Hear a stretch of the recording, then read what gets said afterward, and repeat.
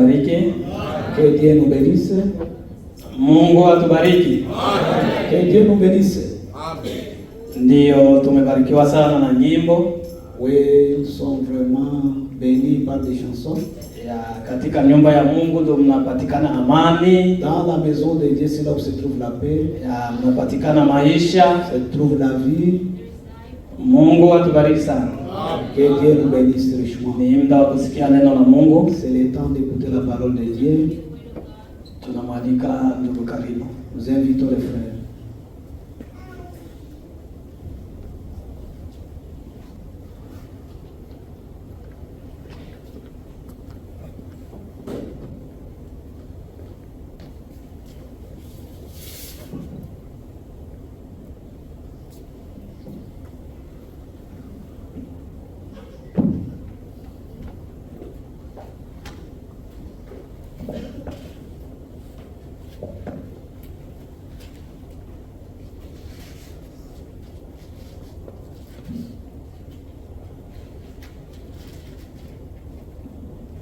Tunawasalimu jina la Yesu Kristo.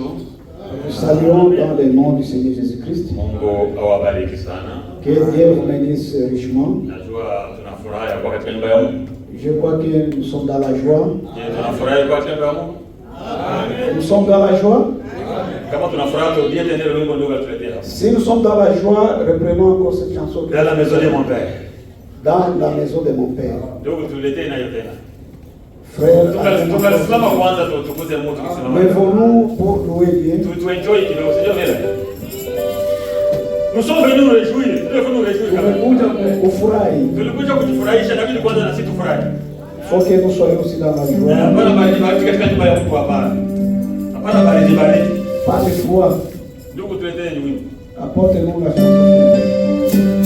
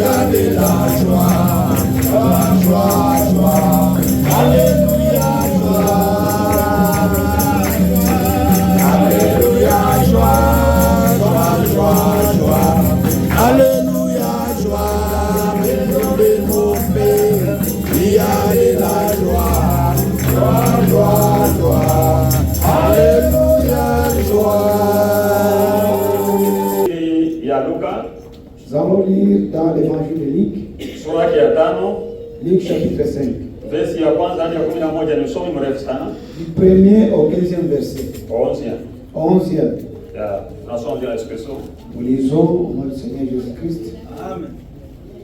Ni Luka 5, Luc chapitre 5. versi ya kwanza hadi 11. Du 1er verset au 11e. Ikawa makutano walipomsonga wakisikiliza neno la Mungu, yeye alikuwa amesimama kando ya ziwa la Genezareti. Akaona vyombo viwili vimekaa kando ya ziwa, lakini wavuvi wametoka wanaosha nyavu zao. Akaingia katika chombo kimoja, ndicho chake Simoni, akamtaka akipeleke mbali kidogo na pwani. Akaketi akafundisha makutano hadi chomboni. Hata alipokwisha kunena, alimwambia Simoni, tweka mpaka kilindini, mkashushe nyavu zenu, mvue samaki. Simoni akajibu akamwambia, Bwana mkubwa, tumefanya kazi ya kuchosha usiku kucha, tusipate kitu, lakini kwa neno lako tutazishusha nyavu. Basi walipofanya hivyo, walipata samaki wengi mno, nyavu zao zikaanza kukatika.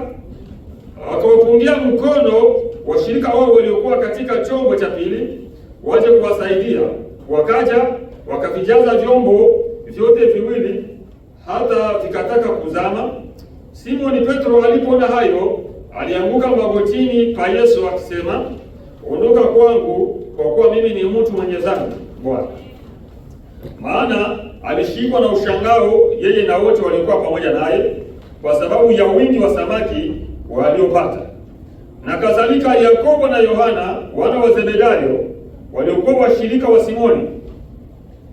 Yesu akamwambia Simoni, usiogope, tangu sasa utakuwa ukivua watu. Hata walipokwisha kuviegesha pwani vyombo vyao, wakaacha vyote wakamfuata. Amen.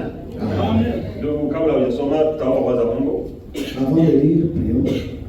Mungu wetu, Notre Dieu, tunakushukuru kwa mchana mzuri tumepewa na wewe. nous te remercions pour la bonne journée que tu nous as donnée. Afya tuko nayo wewe utupatia. La santé que nous avons, c'est toi qui Hii pumzi tuko nayo wewe utupatia. nous as donnée. Le souffle que nous avons, c'est toi qui nous as donné. Vyote tuko navyo vilitoka ni kwako. Tout ce que nous avons, c'est toi qui nous as donné. Ndio maana tumekuja kushukuru kwa sababu unastahili sifa zote. C'est pourquoi nous venons te remercier parce que Bwana, tu tumesoma mérites neno les lako. louanges. Tumesoma neno lako Nous, Bwana. nous avons lu ta parole. Sisi tunaishia katika usomi. Nous arrêtons à la lecture. Kwa sababu tafsiri hatuwezi lolote lile. Parce que l'interprétation, nous ne connaissons pas. Wakati wote mwanadamu atafsiri neno lako analeta ni kifo.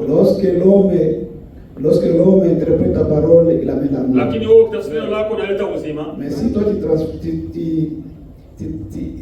Wakati unapotafsiri neno lako Bwana unaleta uzima. lorsque tu donnes L'interprétation. l'interprétation de ta parole, tu apportes Kwa la vie. sababu wewe ulitimiza neno lako ndio kulitafsiri. Parce que toi, tu as accompli pour l'accomplir. Ndio maana tunaja baba yangu neno lako kwa kutimiza miongoni mwetu. C'est pourquoi nous l'abandonnons entre tes mains. Ili kama Pour tutakapotoka l'accomplir. hapa Bwana wetu, Avant que nous ne puissions pas quitter ici, tupate kusema kama vile ndugu Emausi. que nous puissions parler comme nos frères d'Emmaüs, Mioyo yetu iwaka na furaha wakati wa que kutokesha. nos cœurs brillaient lorsque tu nous parlais. Tunaomba yote mjana Yesu Kristo. Nous les demandons au nom de Jésus-Christ. Amen. Amen. Tunaweza kuketi. Nous pouvons rester. Ndio tunaweza kusomea katika lugha ya Kifaransa. Frère Jacques, vous voyez le format. Et que la foule se pressait autour de lui pour entendre la parole de Dieu, il vit au bord du lac des barques où les pêcheurs étaient descendus pour laver leurs filets. Il monta dans l'une de ces barques qui était à Simon, et il pria de se noyer un peu de terre. Puis il s'assit et de la barque il enseignait la foule. Lorsqu'il y cessait de parler, il dit à Simon, avance en plein eau et jetez vos filets pour pêcher. Simon lui répondit, Maître, nous avons travaillé toute la nuit sans rien prendre. Mais sur ta parole, je jeterai les filets. L'ayant jeté, ils prirent une grande quantité de poissons et leurs filets se rompaient. Ils firent signe à leurs compagnons qui étaient dans l'autre barque de venir les aider. Ils virent et ils remplirent les deux barques au point qu'elles enfonçaient. Quand il vit cela, Simon-Pierre tomba aux genoux de Jésus et dit, Seigneur, retire-toi de moi, parce que je suis un homme pécheur. Car l'épouvante l'avait saisi, lui et tous ceux qui étaient avec lui, à cause de la pêche qu'ils avaient faite. Il en était de même de Jacques et de Jean, fils de Zébédée, les associés de Simon. Alors Jésus dit à Simon, ne crains point, désormais tu seras pêcheur d'hommes.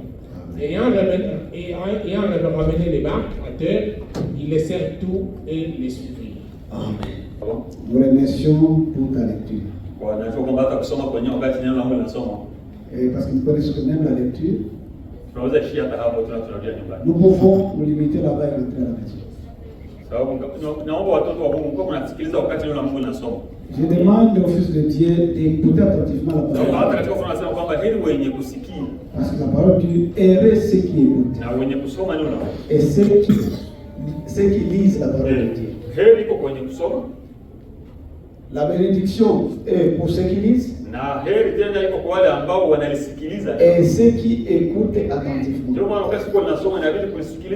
C'est pourquoi quand on lit la parole, il faut l'écouter attentivement. La parole de Dieu est douce. Quand on les lit, lorsque on me lit la parole de Dieu, je me rappelle comme si je n'ai pas encore lu la parole. Quand on me lit la Bible, moi je me retrouve comme si je n'ai jamais lu. Je trouve comme s'il y a des nouveautés, qu'il y a des mots que je n'ai pas encore entendus. Même quand les frères prêchent, je me trouve que je n'ai jamais prêché. Je me sens qu'il y a d'autres mots là que je n'ai pas encore entendus. C'est pourquoi la parole de Dieu est plus profonde. Nous croyons que la parole de Dieu est profonde. Parce que vous croyez que cette parole est plus profonde. Même si nous pouvons essayer de parler, nous ne pouvons pas arriver. Nous pouvons parler même pendant des millions d'années. Parce que cette parole, c'est Dieu lui-même. Et c'est pourquoi les frères nous prêchons sur le Saint-Esprit. Pour ces derniers temps, nous sommes bénis par la prédication du Saint-Esprit. Parce qu'il nous prêche sur le Saint-Esprit.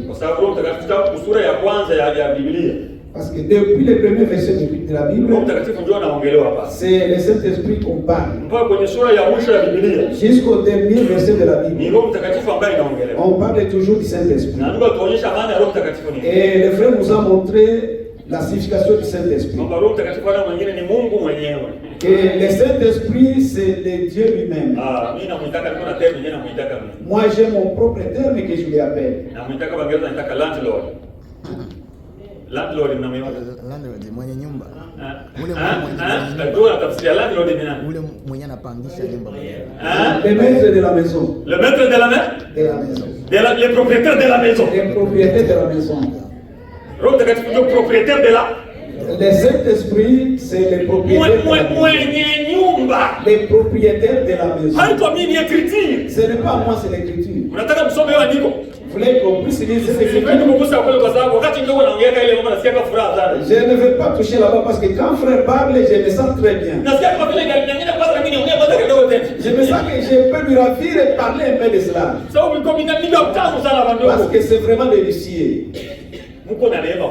Vous avez la grâce. Vous avez la grâce d'écouter ce que vous écoutez ici. Tout ce que nous écoutons et tout ce que nous voyons dans cet âge, les prophètes des temps anciens avaient voulu les voir, les écouter, mais n'ont pas. Nous vivons dans un bon âge. Même le frère Branham, si Dieu allait me dire de choisir l'âge dans lequel je vais vivre, j'allais choisir la Odyssée. Parce que c'est un bon âge. Mais aussi c'est un âge compliqué. Très difficile. vraiment de bonnes choses. Hii kizazi kizuri sana. Cet âge est un bon âge. Sababu unabii wote parce que toute la prophétie iko natimia kwa hii kizazi. S'accomplit dans cet âge. Masiri makubwa Mungu aliandaa kula alificha watu wengine yote. Tous les secrets que Dieu avait cachés aux autres. Alitoa kutufunulia ni si hapa kwa hii kizazi. Nous a révélé dans cet âge. Kizazi kizuri sana. C'est un bon âge. Kizazi cha bibi harusi. C'est l'âge de l'épouse de Christ. Sababu bibi harusi anatoka kwa hii kizazi. Parce que l'épouse de Christ quittera dans cet âge. Tunaamini kwamba sisi ni bibi harusi wa Kristo. Nous croyons que nous sommes l'épouse de Christ. Kama vile Paulo anasema lakini niko nawaogopea. Mais comme Paul disait que j'ai craint. Kama vile nyoka alimdanganya hao hapo mwanzo. Comme les serpents avaient séduit Ève là au commencement. Ninyi msije mkadanganya. Que vous aussi vous ne soyez pas séduits. Tunaamini kwamba Yesu ni bwana harusi. Parce que Jésus est l'époux. Na sisi ni bibi harusi. Et nous sommes l'épouse. Adamu wa kwanza alikuwa na mke wake. Le premier Adam avait sa femme. Inabidi Adamu wa pili akuwe na mke. Et le deuxième Adam doit normalement avoir sa femme. Adamu wa pili anashuhudia kwamba Paulo atuandika katika Wakorintho wa kwanza ni kwamba ni Yesu Kristo. Et Paul nous écrit dans 2 Corinthiens que l'époux c'est Adam, le deuxième Adam. Le deuxième Adam c'est Christ. Kwamba Adamu wa pili ni Yesu Kristo. Comme le deuxième Adam c'est Jésus-Christ. Kwamba kwa Adamu wa kwanza si wote tulipata mauti. Pour les premiers Adam, tous sont tombés dans la mort. Mais à travers le deuxième Adam, nous avons la vie. Mais la Bible nous dit que le premier Adam avait son épouse. Et le deuxième Adam aura son épouse. Et le premier épouse d'Adam est quitté dans les côtes d'Adam. Lorsqu'on l'a plongé dans un profond sommeil, il y a quelqu'un qui avait suivi lors de l'information. Il a dit que si vous voulez comprendre la femme, vous allez les comprendre comment. Elle est venue pendant que tu étais en sommeil. Je ne sais pas si ça se comprend. Tu te prétends que tu vas comprendre la femme. C'est une autre créature. Que l'homme s'est réveillé rencontrant la femme déjà.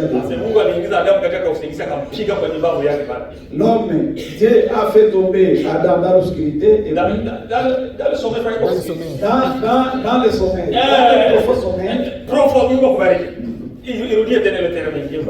Dieu a mis Adam dans un profond sommeil. Alors il a tué dans son côté, a retiré l'épouse. C'est de la même façon de la deuxième Adam. Et nous aussi nous sommes sortis de Jésus-Christ. Selon Jean 19. Jésus on l'a mené sur la voie pour le crucifier. Ce n'est pas la lance qui a tué Jésus. Vous croyez que ce n'est pas la lance qui a tué Jésus? C'est l'écriture. Ce n'est pas la lance qui a tué Jésus.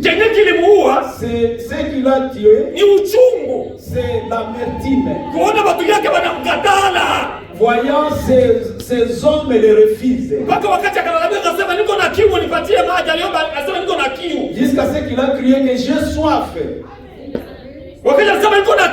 Lorsqu'il a dit que j'ai soif, on lui a apporté le siphon. Quelque chose là qui vraiment amer. Sont vraiment amer. Lorsqu'il a terminé à boire, qu'on lit.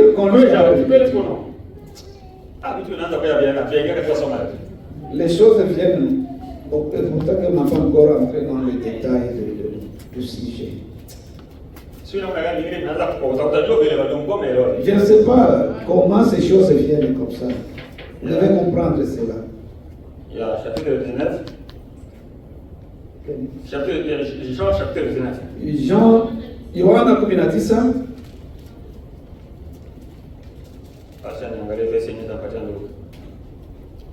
C'est-moi voir le verset qui va nous éclairer. Yeah. Okay.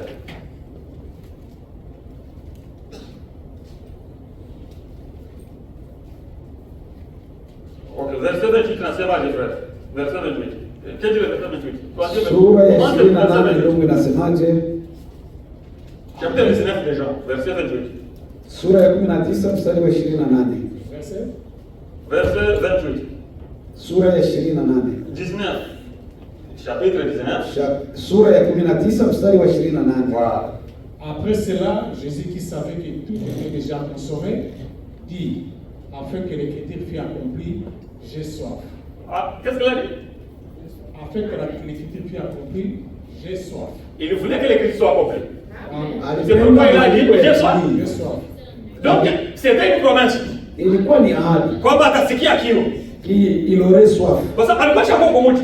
Il était déjà crucifié. Pour accomplir l'écriture, kwa kutimiza andiko, j'ai soif. Nina kiu. Hallelujah. Hakukuwa na kiu kingine. Frère, il n'avait pas autre soif. On n'a pas encore terminé. On n'a pas encore terminé. Hakukuwa na kiu kingine. Il n'avait pas autre soif. Alikuwa na kiu cha kujipatia bibi harusi. Il avait le soif de se trouver l'épouse. Ndio maana anasema nasikia kiu. C'est pourquoi il a dit que j'ai soif. Pourquoi on dit frère? Il y avait là un vase plein de vinaigre. Les soldats en remplirent une éponge. Et l'ayant fixé à une branche d'hysope, il approchait de sa bouche. Quand Jésus y prit le vinaigre, il dit, tout est accompli. Alléluia. Wakati alichukua alisema yote imekwisha. Lorsqu'il a pris la dit tout est accompli. Frère, attends avec le chrétien. Et baissant la tête, il y rendit l'esprit. Hein? Et baissant la tête, il rendit l'esprit. Akashusha kichwa na akapoteza roho. Akakata roho. Il expira. Nisema alipomaliza kunywa tu akakata roho. Quand il a terminé à boire, et il expira. Mulisikia walisema walimpiga mkuki pale. Est-ce que vous avez dit qu'on l'avait enfoncé la lance? Hatuyafika kule.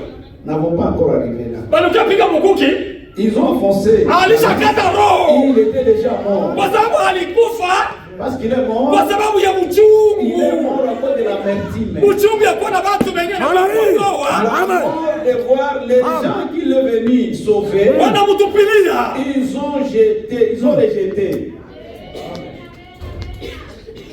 Kuhusu mkuki, à propos de la lance.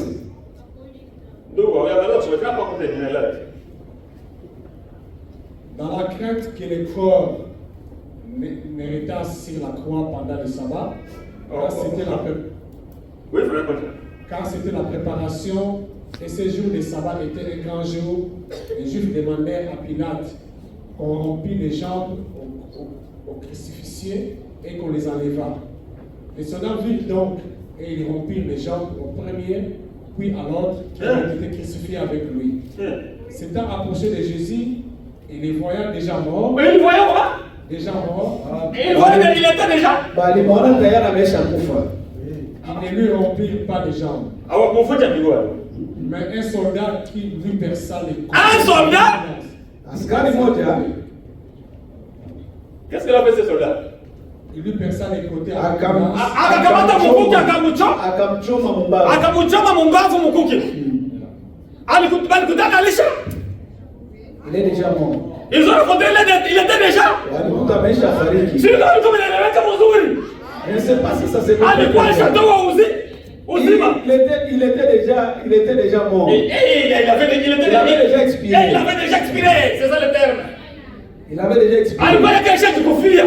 Il était déjà expiré. Ce n'est pas la lance qui a tué Jésus. Ce qui l'a tué, c'est l'amertume.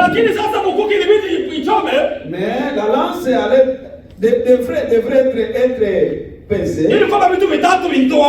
pour que trois choses puissent sortir. Alléluia. Lis l'écriture, frère. Somme en dit comme nous. Et aussitôt il sortit du sang et de l'eau. Du sang et de l'eau. Celui qui l'a vu en a rendu témoignage. Et ce témoignage est vrai. Alléluia. C'est qu'il est du vrai. Quelqu'un te dit vous croyez aussi. C'est ce que vous cherchez. Wakati walimtoboa, lorsqu'on l'a percé, hapo wanasema damu na maji ilitoka. Les noms et les sangs sont sortis. Et si nous voyons seulement des choses, il y avait 3 choses qui sont sorties. Des noms sont sortis. Le sang est sorti. Et la vie aussi est sortie.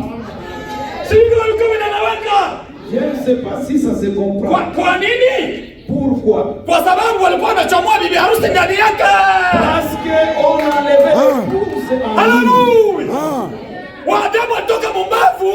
l'épouse l'épouse d'Adam est sortie. Et l'épouse aussi devrait quitter dans l'école.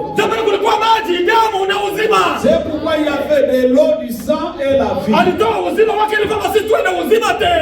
a levé sa vie pour que nous ayons. Il a donné sa vie pour que nous ayons la vie. Et la vie en abondance. Amen. Amen. Nous avons la vie. La vie en abondance. Nous sommes les causes. C'est ce jour-là qu'on nous a enlevés en Jésus. Tout est d'accord. C'est pourquoi il a dit que viote vimetimia. Alléluia.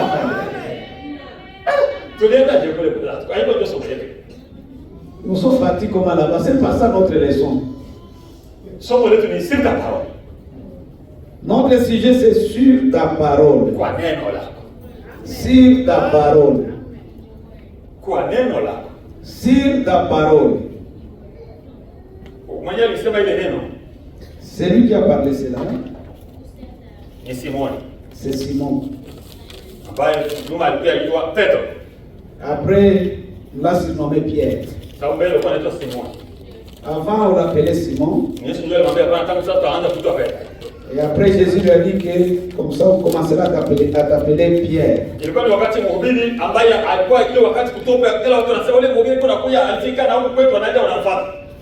À ce moment-là, il y avait un prédicateur qui circulait partout. Et tout le monde le suivait.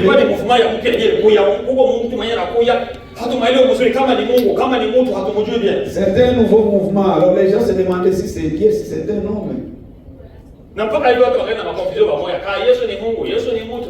Jusque maintenant, les gens ont des confusions. Ils ne savent pas si Jésus est Dieu. Tout le monde est dans la confusion excepté nous.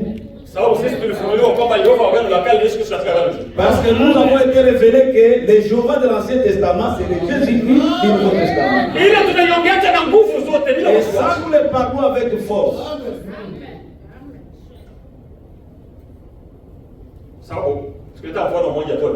Parce que si nous pouvons prendre un exemple de la Bible,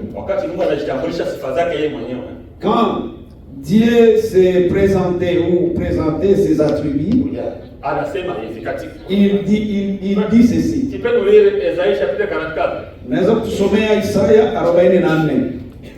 Verset 6.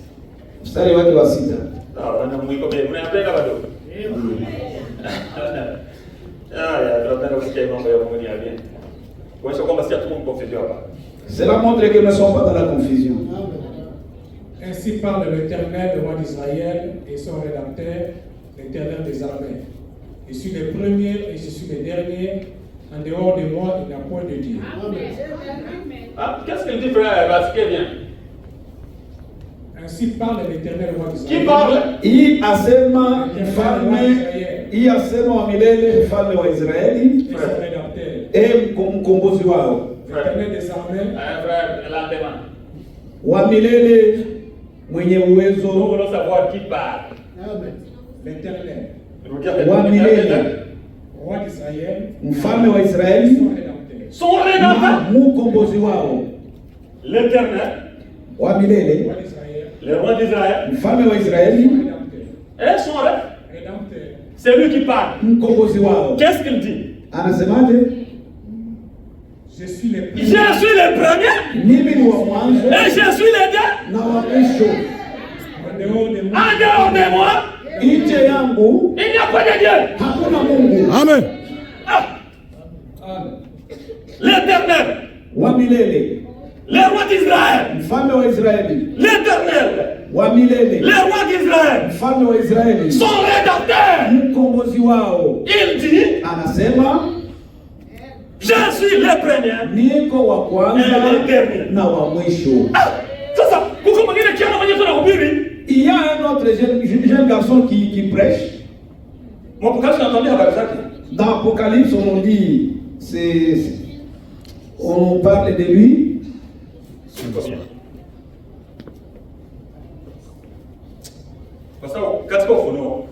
Parce que dans l'Apocalypse, Dieu, si nous aide, nous allons parler à propos de cela, mais c'est un long livre.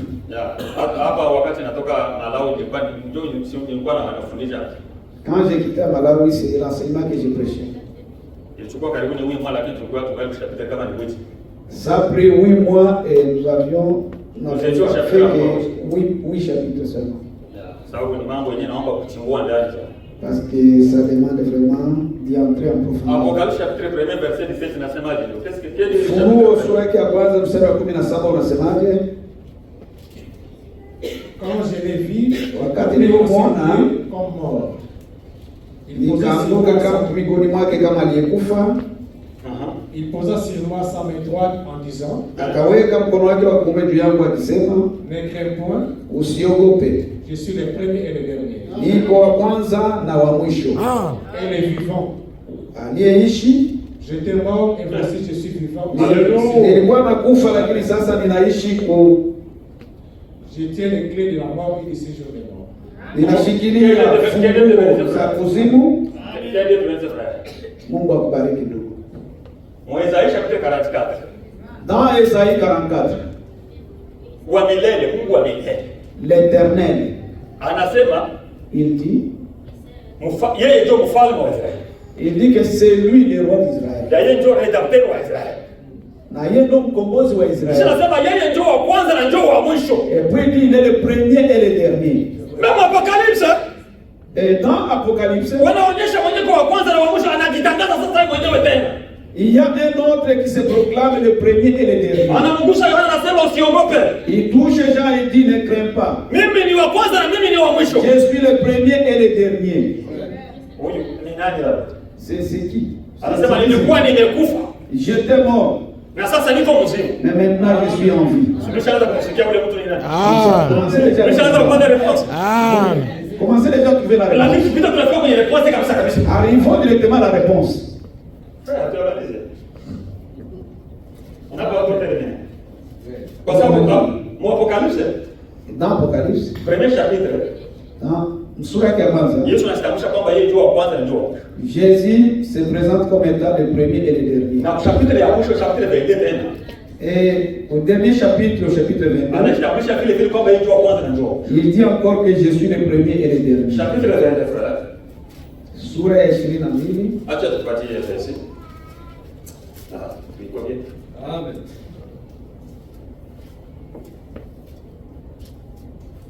Verset 12. Quel est verset 12? Chapitre 22. Sura ya 22 mstari wa 12 anasemaje? Voici je viens bientôt et ma rétribution est avec moi. Pour rendre à chacun selon ce que son œuvre. Ah, et il vient bientôt, c'est ça? Oui. Anakuja upesi. Je suis Alpha et l'Oméga. Il est bien. L'Alpha et Niko Alpha na Omega. Le premier et le dernier. Le premier là? Mwanzo na mwisho. Le commencement et la fin. Le commencement et la fin. Wa mwanzo na wa mwisho. Qui dit ça? Nani anasema hiyo? Naanza nitaji Yesu mwenyewe atamaliza. Tunapo pas terminer là. Mzazi wote réponse haraka haraka. Vous commencez déjà à porter la réponse et n'avons pas de réponse au verset 16 anasema. Verset 16, le même chapitre verset 16. Sura mstari wa 16 anasemaje? Moi Jésus. Qui? Mimi Yesu. J'ai envoyé mon ange pour vous attester ces choses. Nimetuma malaika wangu ili wajulishe haya mambo. Donc c'est que le frère nous lit. Yenye ndugu anatusomea, c'est Jésus qui le dit. Ni Yesu ndio anasema. Si kama tunaelewa kama. Je ne sais pas si anajiprononcer anasema c'est moi je. Anasema mimi ni Yesu qui atteste ces choses. Mimi mwenyewe ninachunguza nashuhudia haya mambo. C'est Jésus qui parle. Ni Yesu ndo anasema. C'est Jésus qui dit qu'il est le premier et le dernier. Yesu ndo anasema yeye wa kwanza na wa mwisho. Tu dis combien? Les deux sont bonnes. Verset 17 frère. Sura mstari wa 17. Je suis le récepteur et la postérité de David. Oh, tu as Le encore le frère du matin. Et l'esprit et l'épouse disent, viens. Roho na bibi harusi wanasema, njoo. Viens et que celui qui entend dise, viens. Njoo na mwenye anasikia aseme njoo. Et celui qui a soif vienne. Na mwenye kuwa na kiu aje. Que celui qui veut prenne l'eau de la vie. Na mwenye anataka achukue maji ya uzima bure. Frère, pour finir verset 20. Mstari wa 20. Celui qui atteste ces choses dit, yule ambaye anachunguza hivi vitu yote anasema, oui, je viens bientôt. Anasema ndio nakuja upesi. Amen. Amen. Viens Seigneur Jésus. Amen. Bwana Yesu. Mwenye tunashuhudia hii mambo anasema nakuja upesi. C'est lui qui atteste dit que Jésus vient bientôt. Kisha wanamwambia viens Seigneur Jésus. Alors on lui dit viens Seigneur Jésus. C'est Jésus qui est le premier et le dernier. Ni Yesu ndo wa kwanza na wa mwisho. Nyuma yake hakuna Mungu mwingine. En dehors de lui il n'y a un autre Dieu. C'est ça qu'il a dit dans Isaïe chapitre 44. Ndio venye anasema Isaya. Mimi Mungu wako, mimi wa milele. Moi ton éternel. Mimi ni mfalme wako. Moi ton roi. Na mimi niko mkombozi wako. Et moi je suis ton sauveur. Mimi ni wa kwanza. Je suis le premier. Ni Yehova ule mwenye anaongea kile. C'est Jéhovah qui parle. Anasema yeye ndio wa kwanza na ndio wa mwisho. Il dit qu'il est le premier et le dernier. Nyuma yake hakuna mwingine. En dehors de lui, il n'y a pas un autre Dieu. Ndio tunasema kwamba Yesu ndio Mungu wa kweli. C'est pourquoi on dit Jésus c'est le véritable Dieu. Kama mkweli tunaona bawili kusema mwenyewe kuangalia. Si vous voyez deux dieux, c'est que vous ne regardez pas bien. Je me souviens de ndugu Branham anasema kile kitu. Nakumbuka hata ndugu Branham anakisema. Yeah, alisema hivi. Il a dit ceci. Balikuwa kuwinda. Il chassait. Sasa wakati kumbamba sana wanaona antelope kule. Quand de loin ils ont aperçu un antilope. Sasa kwa sababu walikuwa na majumelle sema ile manani ya kuangalia hapo.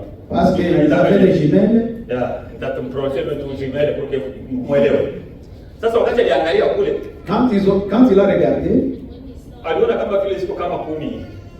Il a vu que c'était à peine de 10. Asema ziko za mingi kule zinayala. Il a dit qu'ils sont nombreux là-bas. Lakini wakati alikamata garçon akasema papa acha kwanza tuangalie tuone nyuma. Mais lorsqu'il a pris son garçon pour dire que regarde un peu bien. Wakati garçon aliangalia na ile maline akaangalia vizuri akaregle kidogo. Lorsque son garçon a essayé de régler ses jumelles et a bien regardé. Akasema papa niko moja. Il a dit à son papa non c'est seulement un. Et lui aussi, quand il a bien regardé, comme on avait déjà réglé les jumelles, ils ont vu seulement un. Lui-même lui a aidé lorsqu'il est venu prêcher. Il a dit que Dieu m'a aidé kutambua kile kitu ambacho watu madhehebu wanaona wao. De reconnaître ce que les gens de dénomination voient. Wao wanaona wa Mungu wengi pale pa Mungu mmoja. Et ils voient beaucoup de dieux au lieu d'un seul Dieu. Kwa sababu neno la Mungu halinyoroki kwao. Parce que la parole de Dieu n'est pas droite. Lakini kama angaliregle neno la Mungu likuye vizuri. Mais si il allait régler liko linapoenda ni Mungu mmoja. Hallelujah. Il pointe seulement un seul Dieu. Ndio kama ungaangalia naona wa Mungu watatu. C'est pourquoi quand tu regardes encore deux dieux, rudia mzuri usome mzuri. Rudia rentre et lis bien. Utaona kwamba Mungu ni mmoja. Tu trouveras qu'il y a seulement un seul Dieu.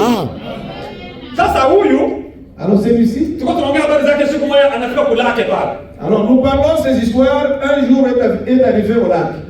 Ici on parle de la Génézareth. Il arrive à un lac qu'on appelle Génézareth.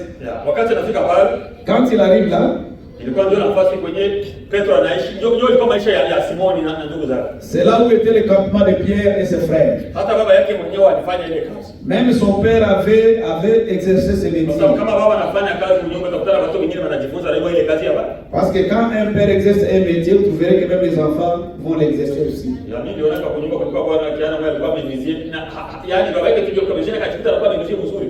Moi, je me souviens à la maison, il y a quelqu'un qui était menuisier, alors on a trouvé que toute sa famille est devenue menuisier.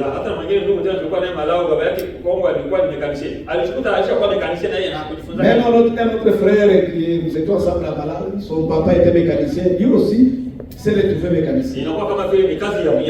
C'est comme si c'était un travail de la maison. C'est un métier de la famille. Cela a été aussi pour Pierre, son père était pécheur. Et Jean aussi son père était pécheur. Jean et Jacques aussi étaient les enfants, les fils des Zébédée. Alors comme ils se retrouvaient exerçant un seul métier, alors ils sont devenus comme des frères. Ils étaient des compagnons, des associés. Ils s'associaient dans ce métier. C'est le temps où toute la nuit ils ont péché mais ils n'ont rien attrapé. À la maison ils attendent la nourriture. Je me souviens ce que ma mère me disait. Ninakumbuka kile ambacho mama alikuwa ananiambia. Akipika mboga pale tunakula sana. Quand il prépare là-bas, vous mangez. Vous mangez comme les femmes de pécheurs. Parce que les femmes de pécheurs mangent sans toutefois laisser quelque chose parce qu'ils ont l'espoir que demain encore.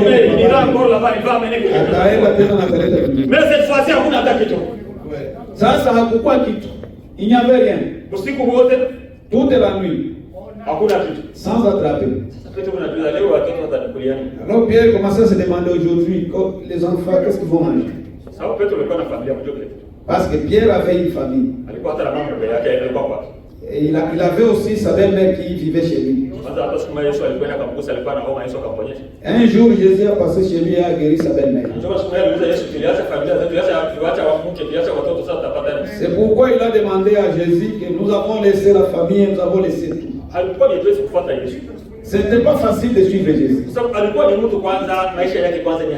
C'était une personne qui avait la vie moindre. Si vous le suivez, c'est comme si vous perdez ton temps pour rien. Mais ce qui était en lui, pour les élus, ils l'ont découvert. Jusqu'à ce que Pierre avait dit que à qui irons-nous? C'est toi seul qui a la parole de la vie. C'est le moment où on s'est rencontré avec Pierre. Pierre, ils ont déjà passé toute la nuit sans trouver quelque chose. Commence à laver ses filets.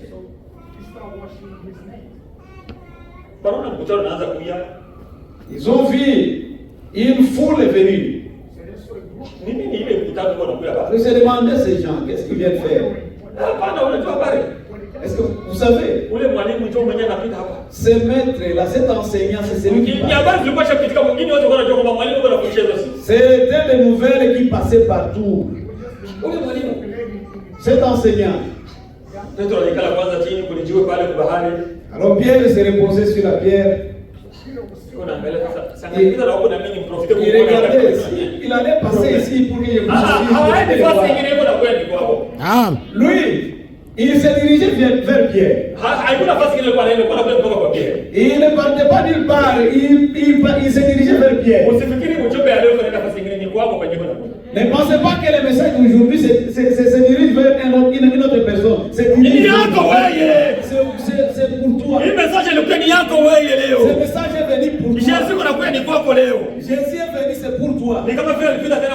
C'est comme il a passé chez Zachée.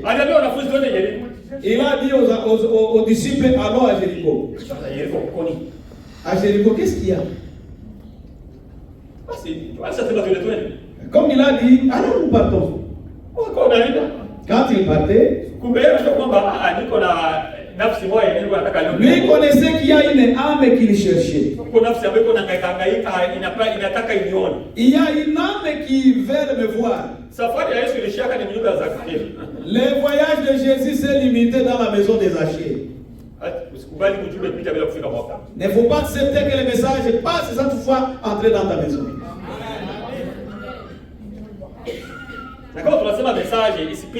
Et quand nous disons que le message ne passe pas, c'est-à-dire c'est Jésus qui ne puisse pas passer ta maison, qui puisse entrer dans ta maison.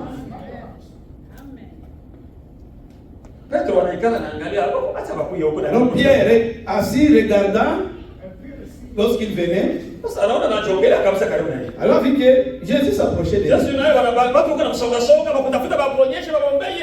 Et les gens aussi qui voulaient qu'il soit guéri par Jésus, le foule lui serrait beaucoup. Alors il s'est demandé comment est-ce qu'il devait prêcher ces gens. Et il a dit que celui-ci est déjà fatigué. Mais il va travailler. Il lui a dit, monsieur, peux me permettre d'entrer dans ta barque pour que je puisse prêcher ces gens? Emprunter Jésus. Emprunte le barque à Jésus. Emprunte votre barque à Jésus. Lui, il ne prend pas de dette de personne. S'il prend quelque chose de toi, il va te rembourser. Et il va te payer beaucoup. Plus que vous le pensez. Vous voyez l'histoire de Pierre. Il dit, Pierre, permets-moi d'entrer.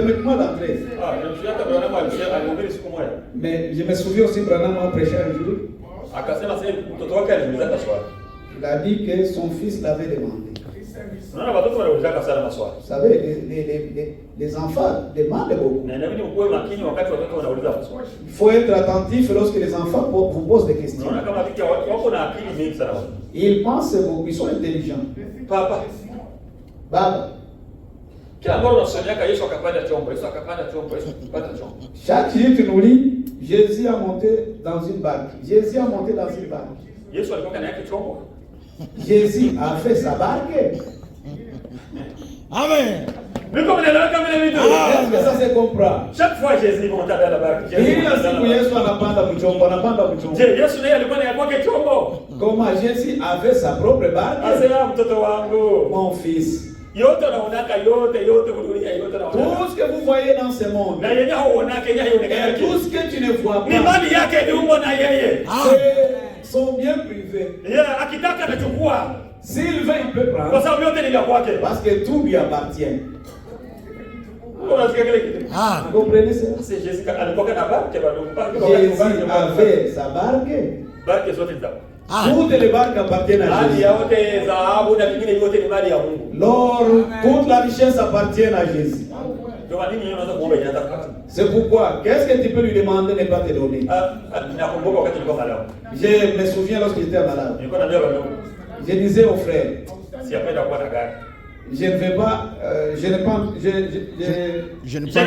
je ne veux pas encore avoir une auto. Lorsque j'aurai besoin, je vais demander à mon père, il me donnera. Le frère disait que c'est que tu dis toi. Je dis que parce que je n'ai pas encore l'affaire avec cette auto. Parce que je me réserve de lui demander l'auto parce que je n'ai pas de motif. Lorsque j'aurai les motifs, je vais lui demander. Alors lorsque je suis arrivé aux États-Unis, alors j'ai eu le motif de lui demander parce que je n'avais pas de moyens. Alors je lui ai dit, c'est le temps maintenant d'avoir une auto, alors donne-moi l'auto.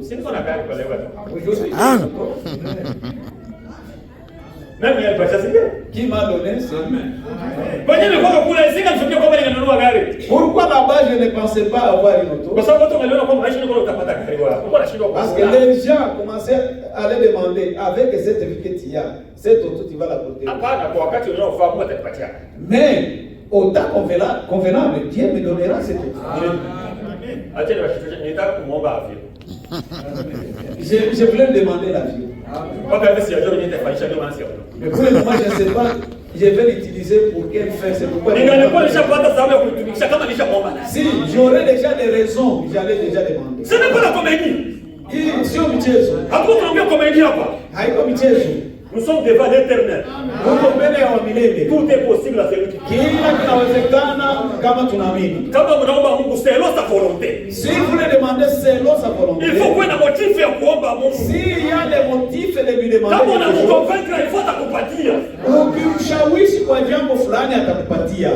Ngana nakosa kumshawishi anipatie ndio maana.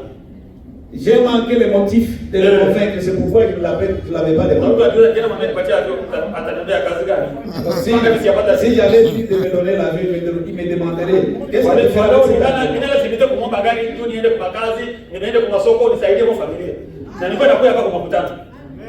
Comme j'ai le motif de demander l'auto pour m'amener ici à l'église, aller au travail, au marché, c'est pourquoi il m'avait donné.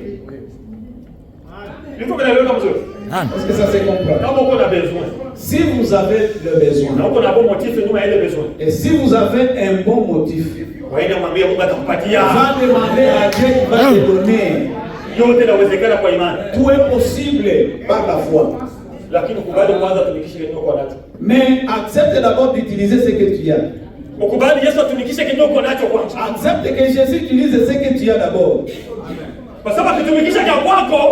Parce que quand il va utiliser ce que tu as, il doit payer parce que lui ne prend pas de dette. Il rencontre Simon, il dit, donne-moi d'abord ta barque.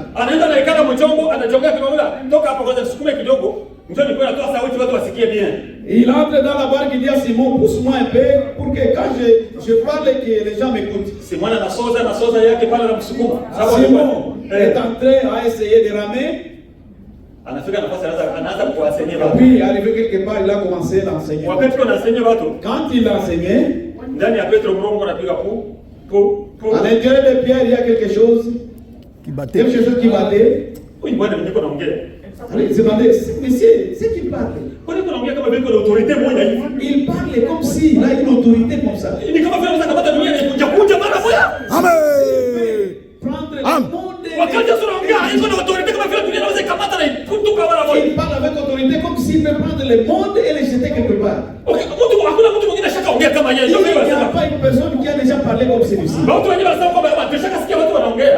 Les autres disaient que nous avons déjà écouté les gens parler. Mais celui-ci, nous n'avons pas encore écouté quelqu'un qui parle. Quand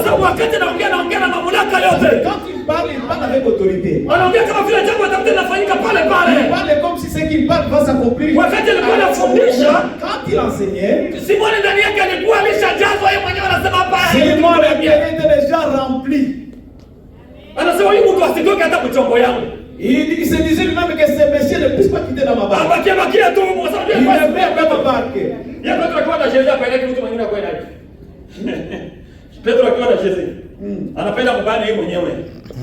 Pierre voudrait qu'il toutefois que Pierre était avec Jésus. Tout le temps que Pierre était avec Jésus, il ne voulait pas que Jésus parte ailleurs. Vous comprenez l'histoire de sur la montagne. Lorsqu'ils étaient sur la montagne, Jésus s'est transformé. Pierre disait qu'on reste seulement ici. Ils étaient trois. Jean, Jacques et Pierre. Et les autres disciples. Pierre n'était pas là. Frère, que chacun ramasse. Et si le temps vient, ramasse. Lorsque la parole de Dieu est prêchée, ramasse votre partie. Prends ta part. Jésus pour qu'il soit seulement pour toi. Ne faut pas Se soucier des autres. se soucier des autres. D'abord, souciez-toi de vous-même. Parce qu'il y a les autres dans la prédication. Au lieu de se soucier d'eux-mêmes, ils se soucient des autres. Quand on prêche, ils disent que cette parole convient à tel sœur. Cette parole, c'est pour un frère. Non, il faut que cette parole soit la mienne. C'est pourquoi, lorsque moi je viens ici, je sais ce que je prie.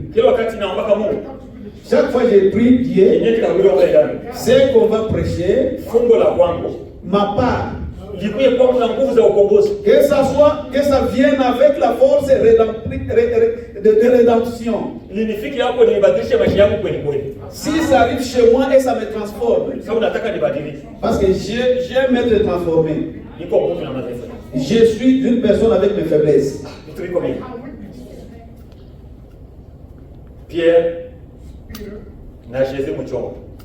Pierre avec Jésus dans la barque.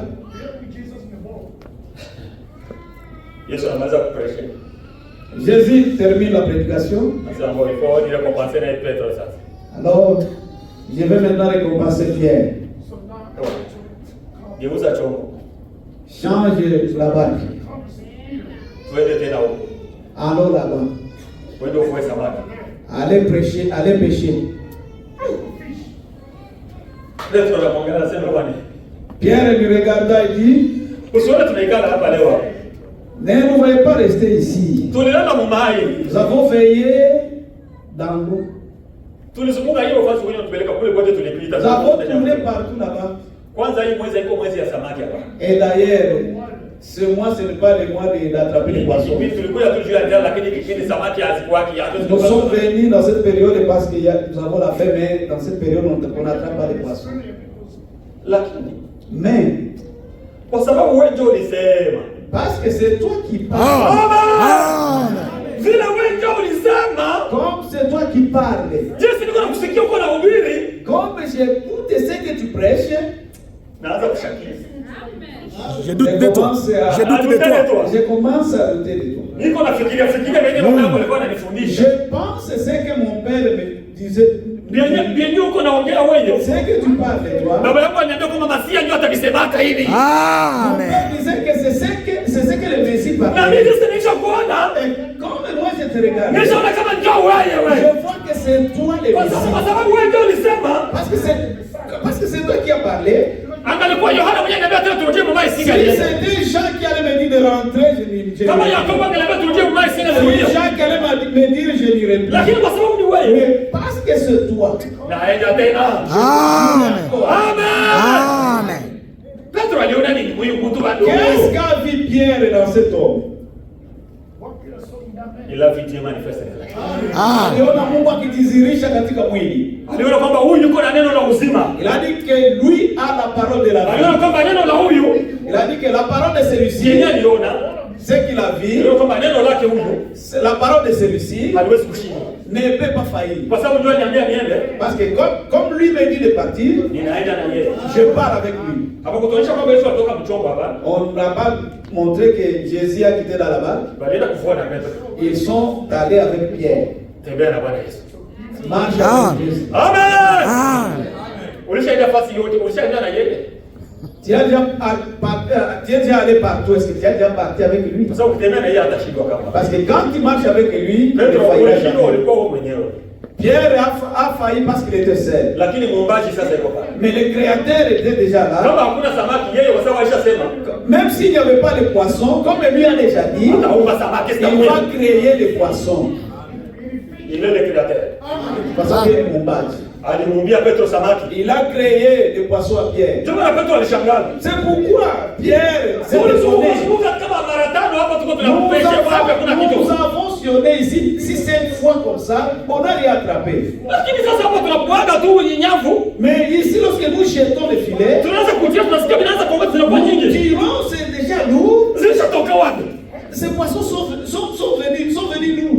Quand Pierre regardait Jésus, il commençait déjà à avoir honte. Et il commençait à voir ses péchés. Frère, pourquoi vous payez à vous? Frère, devant Dieu. Il faut voir sa maison pour votre table. Il faudrait que tu vois tous tes péchés. Ils et filles péchèrent.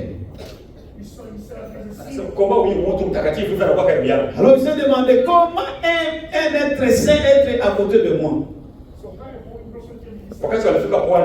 Quand ils sont arrivés à la rive, il a dit quittez, quittez. Quittez chez moi parce que moi je suis un pécheur. Je ne mérite pas vivre avec toi. Si stahili hata kuishi na wewe.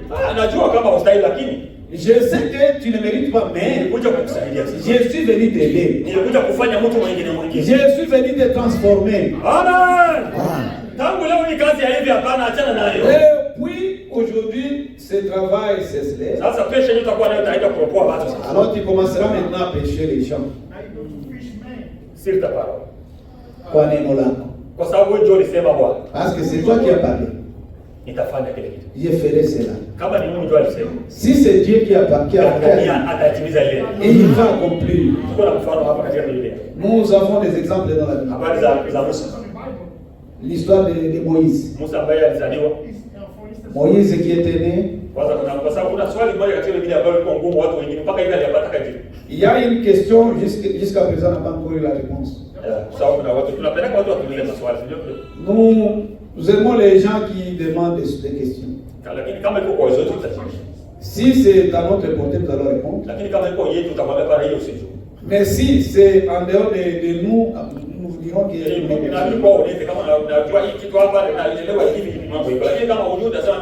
inabidi kuwa mkweli wakati unauliza swali. Kwa sababu kuna historia kwani nisoma mtu mmoja alikuwa ni mwanateolojia mkubwa. Parce qu'il y a une histoire que je lis d'un grand théologien. Sema alitoka alikuwa na doctorat nyingi pale, alikuwa msomi mkubwa. Et il avait beaucoup de doctorats. Alisema mniulize maswali yote ili mkubwa kujibia ya Biblia. Il avait dit que demandez-moi toutes les questions de la Bible et je vais les répondre. Balimuuliza kesho kadogo. On lui a demandé une petite question. Ile jogo ile ilitaka wakati Yesu Petro alikatalaka Yesu mara tatu ilikuwa ni jogo ya nani? C'est Coq qui a chanté lorsque Pierre a renié Jésus appartenait à qui?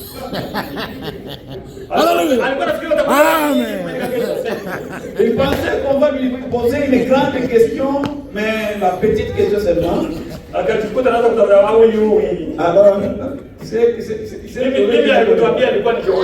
la Bible ne dit pas que c'est Coq appartenait à qui. Nous croyons que c'est Coq qui a chanté. C'est pour montrer que nous sommes limités. Personne qui connaît tout. Nous connaissons seulement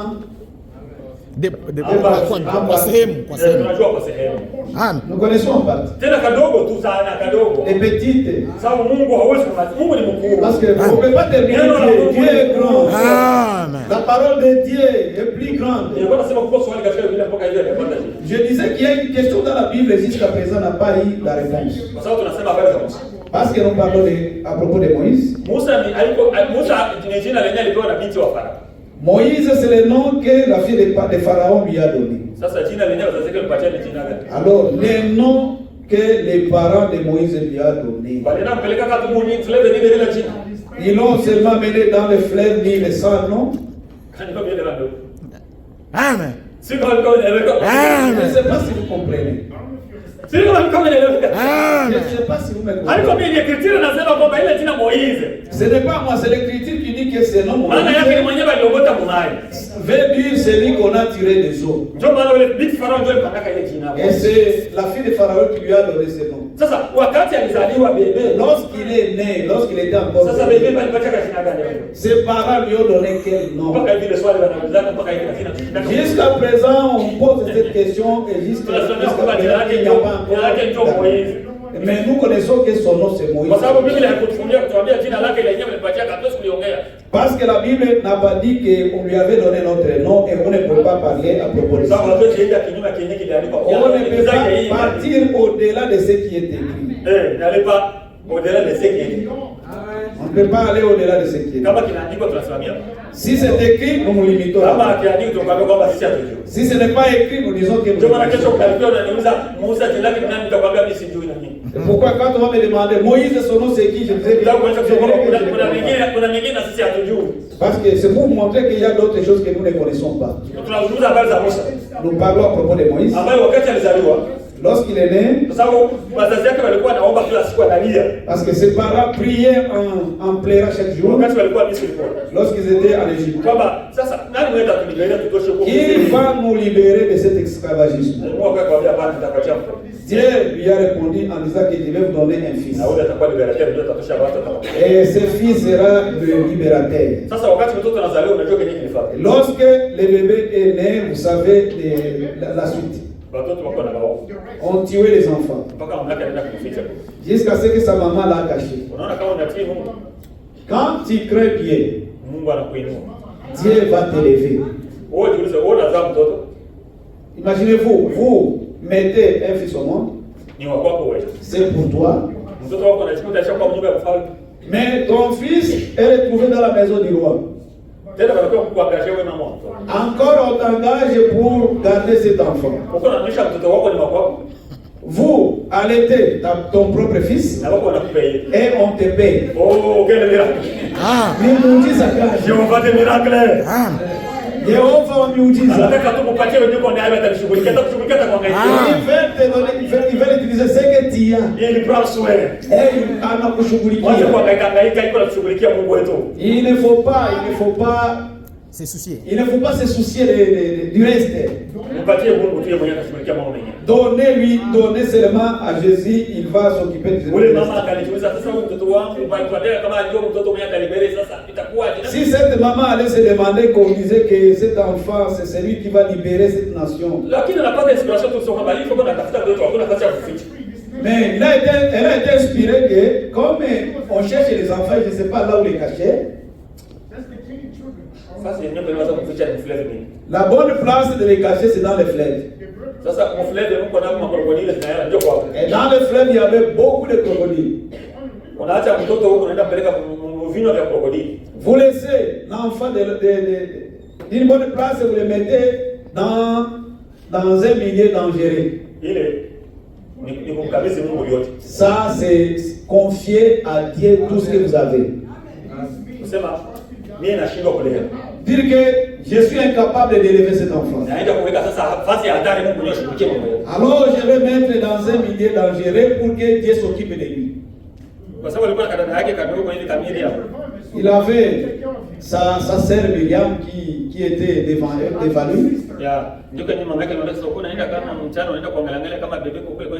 C'est ce que sa maman avait dit, que tu commenceras à aller surveiller là où on avait caché ton frère. Chaque fois, elle allait regarder là où on avait laissé Moïse. Alors un jour, la fille de Pharaon allait se laver dans la rivière. Elle est venue avec ses servantes. C'était un jour mystérieux. Dans cet objet-là où se trouvait l'enfant, au lieu d'aller se cacher, commençait à flotter vers les gens. Quand Myriam, là où elle était, et elle avait mis des mains sur la tête, dire qu'aujourd'hui notre fils est bon. Quand tu vois que les difficultés deviennent nombreuses, c'est-à-dire que le moment aussi, le salut est proche. Comme les choses deviennent dures, c'est le salut approche. Myriam, dans ses calculs, il pensait que si ça allait encore rentrer, mais le vent commençait à souffler. Alors, Frère Branham disait que tu connais quoi? Ce souffle qui soufflait si c'est. ndani ya ile chombo dans cet objet-là, ulikuwa mzigo wa valeur kubwa sana. Il y avait un bagage valeureux. Alléluia. Asema huko mko mzigo ilifaa hiyo picha ile kuangalia. Il y avait un bagage que la fille de Pharaon devrait voir. Et ça cause. Miriam kwenye iko baadhi mtoto wetu unaisha. Miriam était là. Et nous perdons notre bébé. Quand la fille de Pharaon a vu, c'est pas ça qui est fermé par. Allez prendre pour que je puisse voir. Quand on l'a ouvert, on a trouvé qu'il y avait un bébé. Un beau bébé. Un beau. Et elle a dit, ce bébé, ce n'est pas un Égyptien. Celui-ci, c'est l'un des bébés de ces femmes-là qui cachent les enfants. Et celui-ci aussi, c'est un hébreu qu'on est venu cacher. Alors, la fille de Pharaon ne voyait pas les quand elle a regardé Moïse, elle a aimé. Elle deviendra mon fils. Celui-ci, je vais le protéger, il sera le mien. Et d'ailleurs, moi, je n'ai pas l'enfant. Au lieu de jouer avec les poupées, alors je commencerai à jouer avec ma poupée. Pas nombreux des gens d'aujourd'hui.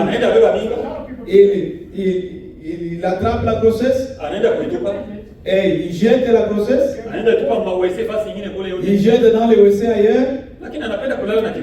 Mais il veut jouer avec la poupée. Ça, c'est honte.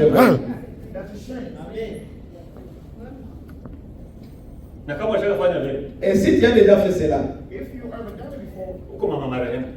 toi tu es la mère des défunts. Tu es la mère du défunt. Maman mariée. Et tu as déjà organisé beaucoup de deuils. Et tu n'informais pas les gens que tu as endeuillés. C'est vraiment honteux. Mais cette fille a dit, celui-ci sera le mien. Et il apporta. Et je crois que même Pharaon l'avait demandé, il a pris. Et il a dit que non, ces garçons deviennent les miens. Si vous les refusez, vous me refusez moi aussi. Alors il dit, ça va, occupe-toi de ton fils. Mais il ressemble à un hébreu. Nous saurons comment l'encadrer. Tu ne peux pas le fils de Dieu. Tu ne peux pas. Amen. L'aigle, c'est l'aigle. Même si on peut l'élever parmi les poules, il restera aigle un jour écoutera le cri de la grande aigle. Frère Branham avait parlé à propos de quelqu'un qui élevait ses poules. Quand il est dans la forêt, il a trouvé les œufs de l'aigle.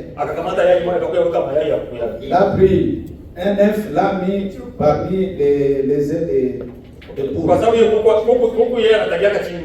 Comme la poule est couve assise, là où il y a les souris, les serpents. Mais l'aigle non. L'aigle lui met son nid là sur les rochers.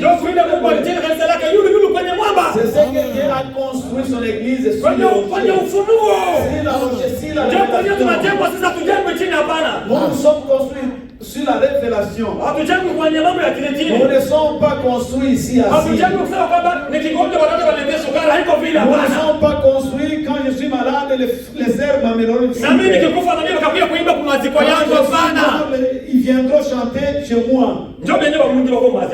C'est ce que nombreux dans les dénominations. C'est comme si ça devient une petite association. Ce sont des bonnes choses, mais nous sommes. Nous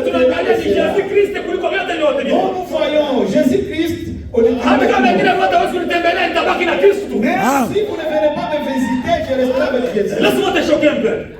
Acha tu nikukwaze kidogo. Unajua kazi Mungu anafanya? Vous savez ce que Dieu fait?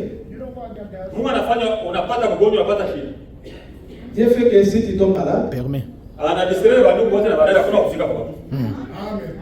il fait la distraction à tous les frères et toutes les sœurs. Haiko sasa wakupenda bana kupenda ya kweli. C'est pas à dire qu'il ne t'aime pas, il t'aime, mais Lakini vinafika vile basi kujali. mais il fait cela pour qu'il ne puisse Ili kwamba bakie na Mungu wako wewe mwenyewe. que tu puisses rester seul avec ton Dieu. Ili kwamba ndio kama hata kama wengine wote hawezi kuja, niko na Yesu. Amen. Si tout le monde ne vient pas, mais reste avec Dieu. Jambo ndio nilipataka Martha na Maria. C'est ce qui est arrivé à Marthe et à Marie. Garçon iko mgonjwa anatoa message kwa Yesu. Leurs frères malades, ils envoient le message à Jésus. Yesu anakamwambia wanafunzi tujiende kwanza mbali kwanza twende mahubiri. Jésus avait dit à ses disciples, allons d'abord quelque part. Wanaenda wanahubiri kule, unaweza mwambia kama mwenzake yuko mgonjwa. Il connaît que son ami est malade, mais il dit à ses disciples, Lakini basi kumpatia ile habari kwamba yuko mgonjwa, lakini il anajielewa. est déjà informé, il dit que non, non, allons là-bas. Wenyewe anataka kusema kwamba kama ni mwana. C'est qui était envoyé, est-ce que vous l'avez vu? Oui. Tulimwona lakini tuliona kama yuko na safari kwenda fasi nyingine. Nous l'avons vu et nous l'avons informé, mais nous l'avons vu se diriger de ce côté-là. Hapa yote kwa shughuli zingine. Labda kuna shughuli zingine atakuwa. Peut-être qu'il a beaucoup à faire là-bas, il va Naona là-bas. kuna confiance na mtu mwingine. Frère, quand vous avez confiance en quelqu'un, Nikisema uko shughuli nyingine naona kama ni kubwa kusikia hii hapo. peut-être qu'il y avait une autre affaire qui s'occupait avec. Lakini sasa mpaka mtu anakufa. Mais jusqu'à ce que le Messie meure, Mpaka barazika mtu. jusqu'à lui enterrer, Mpaka katika jusqu'au 4e jour. siku ya kumsamba ndio kwetu kati ya ndio siku anamaliza hata kile.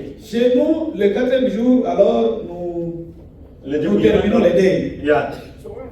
Sasa ndio anakuja kukilio, anakuja kula maharage. Alors maintenant, c'est le moment où il est venu. Sababu kwetu ndio wanapika hata maharage na mawaji watu wanakula. C'est le jour où chez nous on prépare les haricots. Sasa Jésus ndio anakuja sasa. Alors c'est le moment où Jésus vient. Kwa moyo wetu ile siku walimtukana. Alors parmi Sorcier. nous, Sorcier. il y a les gens Celui qui a qui tué. allaient lui injurier. Amen. Uko mjumbe wa fake. Quand il y a un messager fake, Ili kutumia message mtu anagonjwa lakini hakukuya. nous t'avons envoyé le message pendant que le Messie était malade, tu n'es pas venu. Mpaka tulipata mashida kuzika mtu haukuyi. Jusqu'à ce qu'il est mort et l'enseveli, tu n'étais pas venu. Sasa siku ya nne hii ndio Le 4e jour, alors tu viens. na bashirani wenyewe walikuwa kwa shima na basi tuliwaambia kwa wenyewe Et mlifanya. les voisins qui étaient avec elle disaient, nous avons dit comment. Imani ya Martha. Mais la foi de Marthe, Alikuwa matendo yalikuwa na kumeleka ni kwa kweli. ce que tu prêchais, c'est la vérité. Wakati alikuwa kumwambia maître alikuwa mnatu mjia. Maître alikuwa anakuja. Lorsque il venait encore, il était, mais le maître vient. Aliacha kwanza wengine wote akakimbia kwenda kumu. Il a laissé d'abord tout et allé chez lui. Kitu anaanza kwa sema ungalikuwa hapa. Et il avait commencé, si tu allais être ici, Lazaro hapa. Lazare n'allait pas. Amen. Amen. Wakati Yesu yuko pale uzima uko pale. Alors, lorsque Jésus est là, la vie est là. Kama Yesu yuko pale shetani ndio nafasi ya kuchezea. Alors si Jésus n'est pas là, c'est l'occasion à Satan de jouer. Shetani anachezea pale kwa sababu Yesu yuko pale leo. Satan jouait parce que Jésus était Lakini wakati absent. anamwambia sasa Martha sio kama mimi ndio uzima ni. Alors, mais lorsqu'elle a dit à Marthe que tu ne connais pas que je suis la vie, Mimi ndio ufufuko mimi. c'est moi la résurrection. Ukiomba atafufuka. Ton frère sera ressuscité.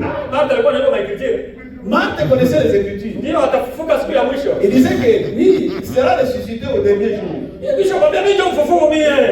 J'étais déjà dit que je suis la résurrection. Nisema wakati nataka kufufua mtu na mfufua wake Et mimi. si je vais ressusciter quelqu'un, je le fais. Muonyeshe kwenye mwezi. Montre-moi là où vous l'avez dit. Haiko nataka naende kulia tu. Il veut seulement aller pleurer lui aussi. Sababu hakuna mtu aliyekuwa kesha kushaelezeka. Hakuna historia ya Biblia ya dunia. Hakuna mtu aliyekuwa ashazikwa baada ya kufufua tena. Parce que dans l'histoire de la Bible, on n'avait pas mentionné une personne morte, enterrée et être ressuscitée. Ataenda tu nikulia kwa sababu anampenda. Il a seulement pleuré parce qu'il aimait. Na kweli wakati alifika pale alilia. Et c'est vrai, lorsqu'il est arrivé là-bas, il a pleuré. Unajua kama sio alilia. Il pleura. Amen. Branham anasema mwenye alilia ni mtu 100 kwa 100. Branham dit que celui qui a pleuré, c'était 100% homme. Ni mtu 100 kwa 100 alilia. C'était l'homme à 100% qui a pleuré. Tena angalia uko nataka kufufua mtu. Alors, imaginez-vous, quand il veut ressusciter quelqu'un. Il veut ressusciter quelqu'un. Si tu veux ressusciter quelqu'un. Remarquez, il veut ressusciter quelqu'un. Remarquez, il veut ressusciter quelqu'un. On appelle la foufoua foutou. Il n'a pas la capacité d'enlever la pierre. Hana nguvu ya kuondoa jiwe. Anaambia tena watu muondoe. Il disait encore aux autres, enlevez la pierre. Wewe mwenyewe unakuwa unatafuta nini kwa wingi kuonyesha? Qu'est-ce que tu cherches à ce monsieur qui est déjà mort? Sasa anaambia watu muondoe. Il a dit aux gens, enlevez la pierre. Martha anamwambia, "Oh, maître." Martha lui a dit, Alishaanza kunuka. il commence à crier. Hata sipotea harufu akifungula. Il ne va pas supporter lorsqu'on va enlever la pierre. Ah, mimi nishamwambia mtoe kwanza. Moi, je vous ai dit, enlève la pierre. Mungu ana uwezo wa kutenda makubwa. Mungu ana uwezo wa kufanya makubwa. Dieu a la capacité de faire de grandes choses. Lakini yenye kwa uwezo yako ilifo ifanye. Mais ce qui est à votre portée, faites-le. Watu walikuwa na uwezo wa kutosha nicho ilifo kutosha. Les gens avaient la capacité d'enlever la pierre. Kama kwa kitu yenye kwa uwezo yetu hatuwezi kwenda kuomba Mungu tupatie na. S'il y a quelque chose qui est à notre pouvoir, nous devons le faire. Lazima tukifanye. Nous devons le faire. Na Mungu anapenda mkazi yake na sisi tushiriki kazi yake. Et Dieu aussi veut que nous puissions aussi participer à son œuvre. Hapana ndio tufanyizie yote hapana. Bien kote tutafanya vitu vifanye. Il veut que nous puissions faire notre part et lui faire sa part. Amen. Tufanye sehemu yetu ni afanye hapo. Que nous puissions faire notre part et lui sa part. Anaambia moyo kazi yenu ni kutosha. Votre travail est d'enlever la pierre. Ça enlève la pierre. Les autres commencent à les autres commencent à fuir ceux qui ne veulent pas. Mais lorsqu'il a crié, il a crié, Lazare, sors.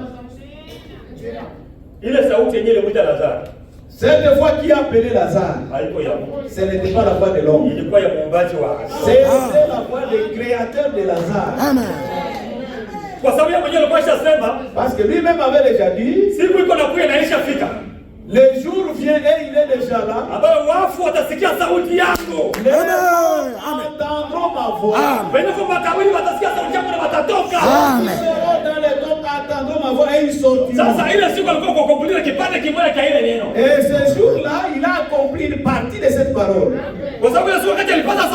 Parce que ce jour-là, lorsqu'il a crié, il est arrivé au niveau de Lazare. Comme il a seulement cité Lazare, Abraham était là, il a essayé de bouger, mais toutes ces années, j'attends. Amen. C'est seulement 4 jours. Abraham, repose-toi un peu. Abraham, repose-toi un peu. Après quelques jours, lorsque j'irai à la croix, je vais crier. Sors, mais tu vas sortir.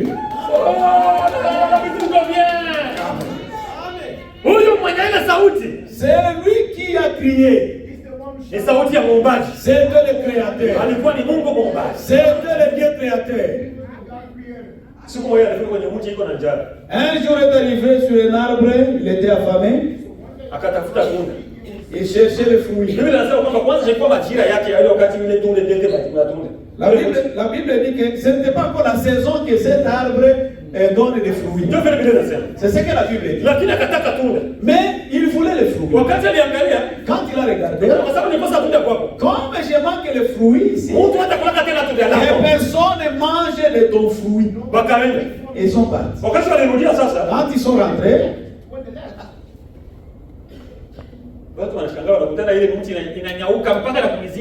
les gens commençaient à voir. Cet arbre était séché depuis la feuille jusqu'aux racines. C'était seulement hier. Aujourd'hui, c'est cet arbre déjà fané. À cause du faim, il dit, arbre, sèche-toi. Celui qui avait faim, c'était l'homme. Mais c'est lui qui a dit que cet arbre ne donne pas de fruits. C'est Dieu lui-même. C'est pour montrer que Jésus était le Dieu. Était Dieu dans la chair. Nous étions dans l'histoire de Moïse. Alors nous retrouvons sur ta parole. Sur ta parole. Moïse a grandi dans la maison royale.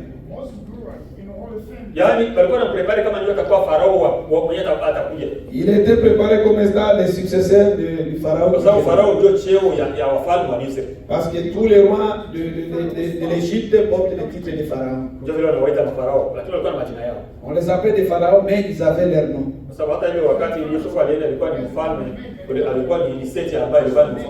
Même à l'époque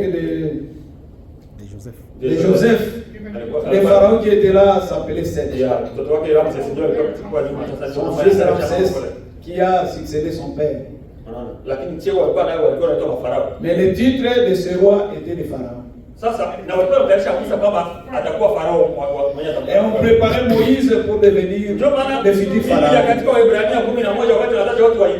C'est pourquoi la Bible, dans Hébreux chapitre 11, quand on parle de gens de la foi, il dit que Moïse est par la foi. Il n'a pas vu la gloire de l'Égypte, mais il a accepté de partir dans il a accepté de rejoindre les esclaves parce qu'ils étaient ses frères. Parce que sa maman lui enseignait. Maman lui disait que même si tu manges bien là-bas, moi qui t'allaite, c'est ta maman. Et c'est celui-ci, c'est ton propre père. Et ceux qui souffrent, ce sont ton frère. Et toi, tu es né comme étant fils de promesse. Et tu es né pour libérer tout ça. Et sache bien que c'est toi qui s'est et cet enseignement est entré en lui et il a pris. Le problème était c'est sa maman qui lui a enseigné. Dieu n'avait pas encore enseigné Moïse. Moïse n'était pas encore rencontré Dieu. Il sentait dans son cœur qu'on m'avait déjà dit que c'est moi qui serais le karaté. Alors il a commencé à s'exercer si c'était le karaté.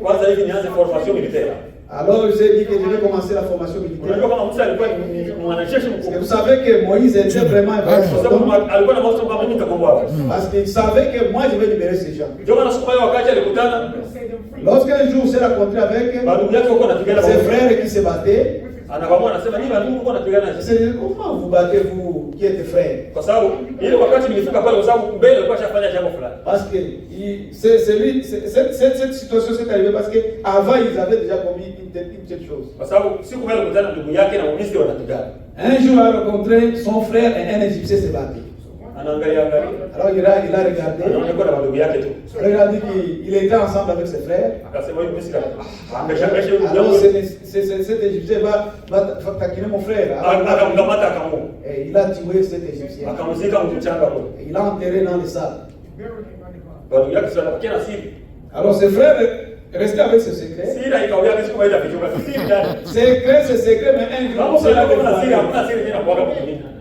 Il n'y a pas un secret qui ne sera pas dévoilé. Jésus dit que ce que tu fais en dessous du lit sera proclamé au-dessus de toi. C'est ce que l'Écriture dit. Alors, croyez que ses frères vont tenir ces secrets. Lorsqu'il a rencontré ces deux frères se battaient. Alors, s'il y a des frères qui se battent, il faut les exhorter. Pas les écréter. Montrer que nous sommes des frères, qu'on peut se supporter et qu'on prie c'est la guerre. Vous ne pouvez pas entrer sans des plaies. Il faut qu'il y ait des cicatrices parce que nous combattons. C'est ce que Moïse avait expliqué. C'est lui qui se voyait un peu fort par rapport à l'autre. Il avait dit que c'est pas ça que tu dois faire.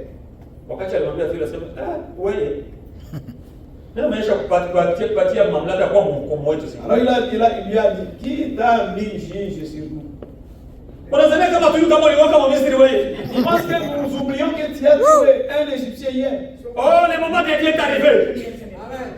Wakati wa Mungu ulifika. Musa aende akutane na Mungu sasa. que Moïse allait rencontrer Dieu. Parce que Musa wakati alikuwa kule kuna enjoy kwa Farao, Quand il se réjouissait chez Pharaon, alikuwa bado hajapata formation. il n'était pas encore formé. Mungu alikuwa ashatengeneza nafasi kwa yeye atafanya formation na Et mtumishi Dieu wake. avait déjà préparé une place pour sa formation. Kwamba huyu mtu tutakutana kumulima wa Et urembo. nous allons nous rencontrer sur la montagne. Amen. Quelle attraction est la montagne? Ni mvuto gani Ni nini kinavutia kwenye mlima kule? kinavutia mlimani? Mungu alikuwa anapenda huyu mtu sasa ni wakati wa kumtosha hapa niende kumforme. Dieu voulait maintenant aller former Moïse. Habari zitafika kwa Farao. Mbona mtu mwenyewe kufaka Musa ndio alimwa? Alors le message est arrivé à Pharaon que c'est lui qui était mort, c'est Moïse qui l'a tué. Hata fika tena kwa hapa kwa. Alors Pharaon a dit qu'il n'arrivera plus. Musa wakati alipata ile habari ndio kukimbia. Et Moïse recevant cette information, alors il a Ndio wakati ambapo katika kutoka sasa Musa wakati alikimbia. Et quand Moïse a fui, Anajikuta kule miaka kule. il a fait des années Sasa là-bas. nimeanza miaka 40 tena kwa. Il a fait 40 ans là-bas. Yaani tumaini la ukombozi lilishatoka. L'espoir De la rédemption était déjà terminé. Dire que le libérateur ilishamtoka. L'idée d'être libérateur était déjà Kwanza terminée. wengi walienda na 40 walishafanya ile 40 alishakuwa na 80. Il est parti avec 40 ans, et là il a fait 40 ans, il a réalisé déjà 80 Sisi mtu ans. nani mwenyewe anakataza kwa. C'était déjà un vieux, personne qui a déjà réalisé 86. Nasema siku ya liberation inaishi. L'espoir de libérer était déjà terminé. Mais siku moja kama kawaida yako nachunga tu mimi. Un jour, quand il gardait les Ile troupeaux, kulima kila siku alikuwa anapita pale kila siku. hein, toutefois il passait là-bas. Kama vile kila siku nakuja tu hapa kwa. Comme c'était l'habitude de venir à l'église, Lakini kuko siku nyingi tofauti. mais un jour sera spécial. Kuko siku ya kukutana na Mungu. Il y a un jour où tu vas te Ndio uko na siku yako. Il y aura ton jour. Ndugu uko na siku yako. Frère, tu as ton jour. Unaweza kusema ni Biblia inaanza kuprêcher guérison, Tu guérison. diras que depuis qu'on a commencé à prêcher sur Wakati la na mpaka religion, watu wanyeshe mikono na nyesha mkono kidogo. on dit aux gens de lever la main, je lève la main. Unasikia kitu ni nini? Je n'ai pas encore senti Ah, quelque kuko chose. siku yenyewe ya kipekee. Il y a un jour spécial pour toi. Amen. Na Musa naye ilikuwa anazoea kila wakati kwenda. Et Moïse avait l'habitude de passer là-bas. Siku moja anapita. Mais un jour quand il passait, Nyuma yake mtu inaanza kuwaka. derrière lui, une buisson ardent, une buisson, il y avait les feux qui s'enflammaient. Anageuka angalia mwenyewe anatokea. Il a tourné, il a vu.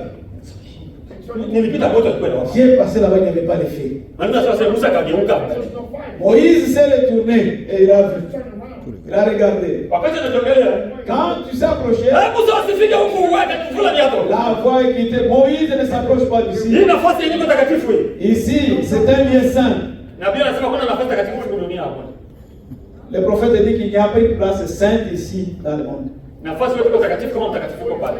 Mais chaque place est sainte ici, il y a un saint qui est là. La place est sainte si le saint est là. Sehemu ni takatifu kama mtakuna mtakatifu pale. Sio kama inaweka mzuri. Ile wakati iliitwa fasi takatifu sababu mtakatifu alikuwa mlenda. Ce lieu était appelé saint parce qu'il y avait un saint qui était là. Sasa sasa unasema kwamba sikanyage au kufula viatu. Et il écoute la voix qui dit que ne t'approche pas d'ici. On te le Ni dit. Mungu wa baba yenu Ibrahimu. Moi, le Dieu de tes pères, Abraham, Yakobo na Isaka na Yakobo. Isaac et Jacob. Nimekutokea mie. Je suis apparu Na à Dieu a toi. prêché une conférence avec Dieu. Le prophète a prêché sur la conférence avec Dieu. Kulikuwa urgence. Il y avait l'urgence. Inabidi Mungu afanye conférence na mtu wake. S'il y a l'urgence, il faut Dieu qu'il fasse cette conférence avec Na ces sujet gens. du jour ilikuwa. Et le sujet du jour était J'ai entendu le cri de mon père. nilisikia sauti ya watu wangu. Ah, tunapenda Mungu tena sema ile neno kwetu leo.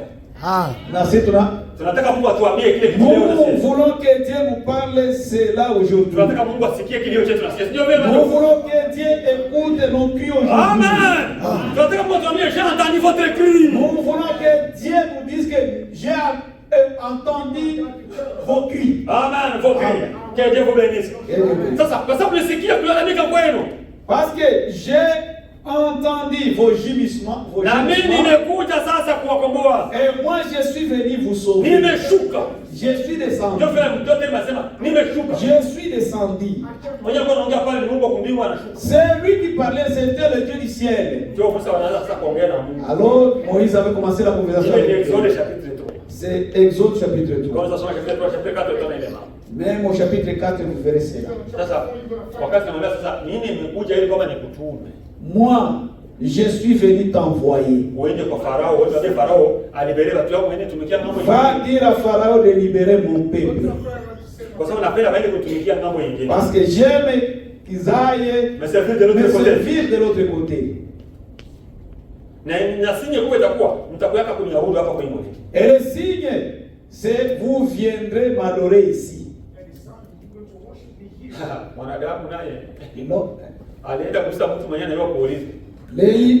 Dieu avait touché quelqu'un qui connaissait poser des questions. Si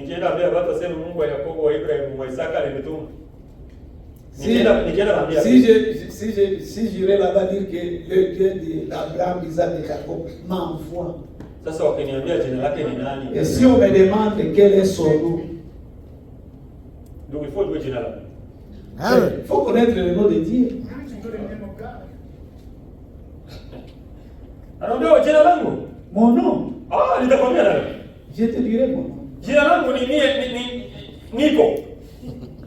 Mon nom c'est je suis. Amen. Amen. Nico. Mon nom c'est je suis. Alors, sommes étonnés lorsque Jésus est venu. Il prêche qu'il est passé chez Abraham. Alors les gens disaient que tu n'avais pas encore fait 50 ans. Comment tu as passé chez Abraham? Tu l'as vu comment?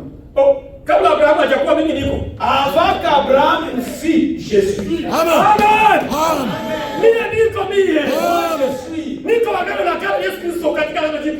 Jésus de l'Ancien Testament dans le Nouveau Testament. C'est Jésus. C'est Jésus. Moi je suis. C'est ce qu'il a dit à Moïse que je suis. Le dialogue n'est pas encore terminé.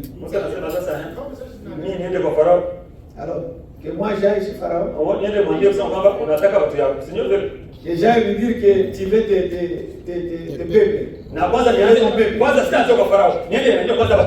là, je ne commencerai pas à Pharaon, je vais commencer à mon peuple. Pour lui dire que Dieu m'a envoyé. Et m'a dit de dire que le Dieu de leur père. Oui, est-ce que tu ne comprends pas comment je parle? Il bégayait. Je ne sais pas parler. Les gens cherchent des moyens, des raisons pour.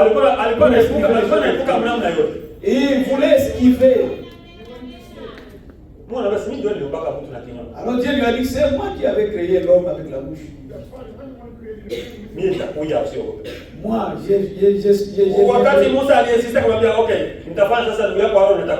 lorsque Moïse résistait, il a dit que je ferai ton frère Aaron comme ton prophète. Elle a dit qu'en tout cas, ça c'est encore difficile. Qu'est-ce que tu as dans la main? Il a dit, j'ai un bâton. J'ai de l'acier. Ça devient un serpent. Ramasse-les. Il ramasse son serpent. Et ça devient le bâton. Ce n'est pas terminé. Prends ta main, mets dans le sel. Quand il a mis levé, il y avait la lèpre. Et tu vois, quand il a fait sortir, c'était vraiment guéri. Tu connais? C'est déjà des signes. Et c'est des signes.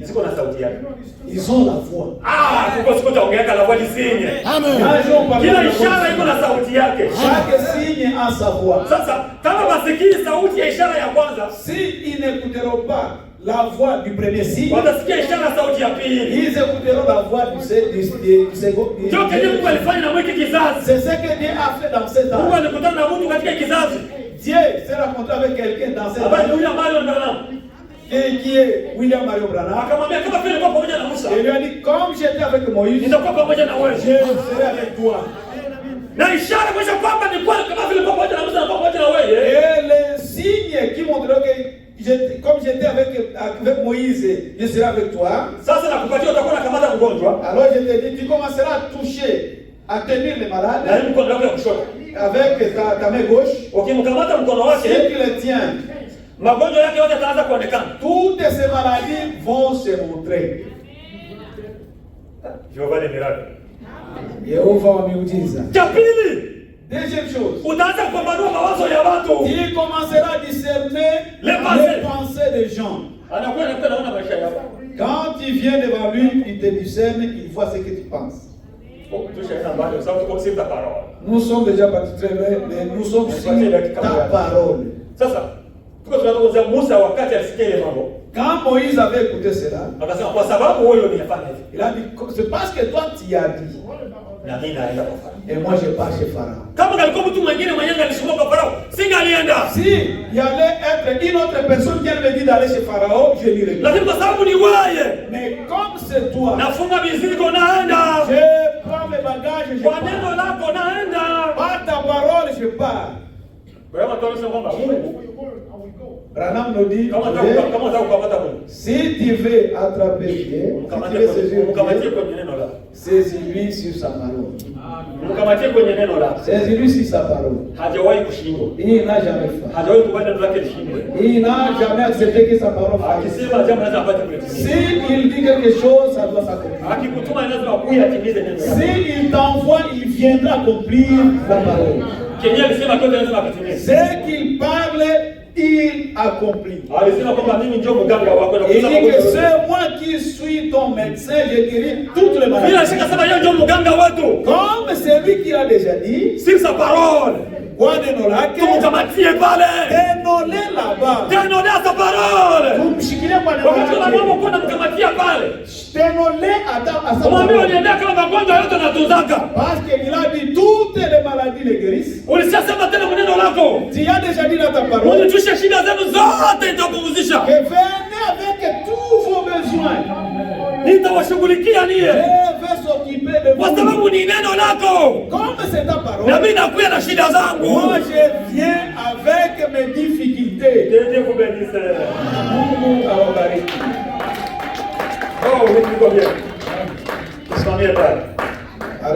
Arrêtons là-bas.